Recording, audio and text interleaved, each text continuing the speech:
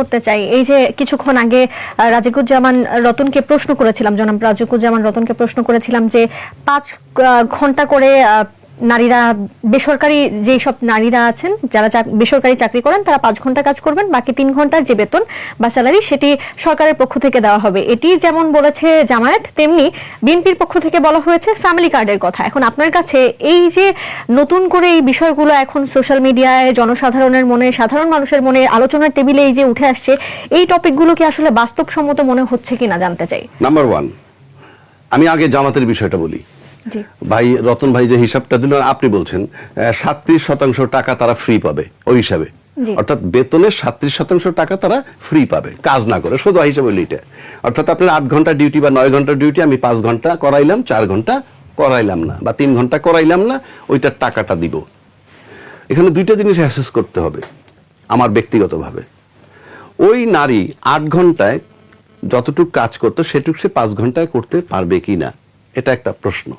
যদি করতে পারে, কারণ একটা জরিপ থাকে তো, হিসাব নিকাশ থাকতে পারে, যদি করতে পারে তাহলে সে 5 ঘন্টা কাজ করে যদি 8 ঘন্টার পয়সা নেয়, তাহলে সেই নারী আমার কাছে মনে হয় না দ্বিমত করবে। কেননা তার সংসারে কাজও করতে হয়, নারীরা তাই করে আমাদের দেশে। সেটা যদি পারে, এখন আসেন, যদি পারে নারী করবে যে আমি 8 ঘন্টায় করে আসলাম, 5 ঘন্টার মধ্যে 8 ঘন্টার কাজ করে আসলাম, ইন এডিশন 3 ঘন্টা আমি সংসার দিলাম। এখন আসেন টাকাটা, এটা একটা বিরাট প্রশ্ন। তখন তো টাকার প্রশ্ন আসে না, কারণ আমি তো 8 ঘন্টার কাজই 5 ঘন্টায় করাই নিছি, এটা তর্কের খাতিরে বলছি।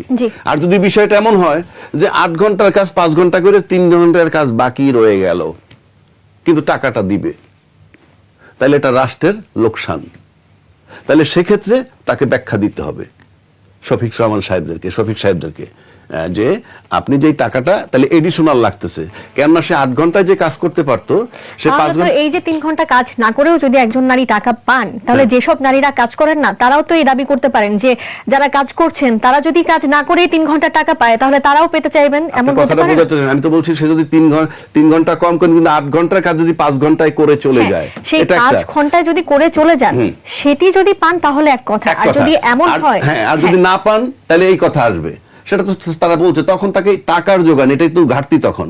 তখন কি এই টাকাটা ঘাটতি? আপনি যদি ফ্যামিলি কার্ড আনেন আর এটা মিলান, দুইটার স্ট্যাটাস মোটামুটি সেম। অর্থাৎ ফ্যামিলি কার্ডও তো আপনি কাজ না করে টাকা দিবেন, আর এখানেও কাজ না করে আপনি টাকা নেবেন। যদি তাই হয় তাহলে সুস্পষ্ট একটা ব্যাখ্যা দিতে হবে যে অন্য কোনো হ্যাম্পার না করে, অর্থনীতির কোনো হ্যাম্পার না করে, কারো উপরে ট্যাক্স ইম্পোজ না করে, ভ্যাট না বাড়িয়ে, অন্য কোনো সেক্টরে কোনো ক্ষতি না করে বা কোথাও, তাহলে আপনি টাকাটা কিভাবে দিবেন সেই ব্যাখ্যাটা দিতে হবে। আমি মনে করি বিফোর ইলেকশনই তার দেওয়া উচিত। একইভাবে যেটা বলছি, ফ্যামিলি কার্ডের ব্যাখ্যাও দিতে হবে, টাকার যোগান কোত্থেকে। ফ্যামিলি কার্ডও কিন্তু 4 কোটি কার্ডে প্রতি মাসে 10,000 কোটি টাকা আসবে। তো এই দুই পক্ষেরই ব্যাখ্যা দিতে হবে, তা নাহলে মনে হবে যে এটা ভোট নেওয়ার একটা প্রতারণার শামিল।